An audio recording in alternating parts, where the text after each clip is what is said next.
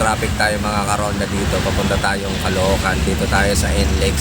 Nasa Paso de Blas na tayo at mukhang may aksidente dito sa malapit sa tapat ng CDO. Ayun yung kung makikita nyo yan. May tumagilid na ano ba yan? Truck ba yan? Ano? L3. Kung makikita nyo yun sa kabila.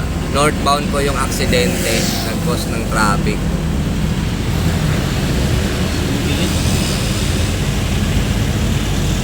So palagpasin natin yung kotse.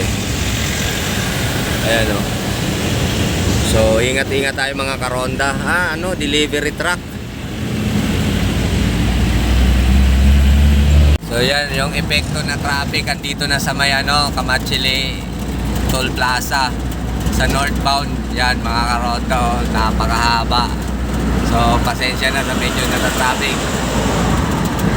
Southbound walang problema pag nakalagpas na doon. So may Paso de Blas lang po yung may sisikip ng traffic. Pero pag nakalagpas wala na.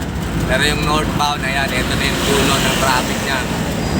Hindi na natin alam kung baka hanggang Bonifacio na to, hanggang EDSA. Ingat lagi mga karonda.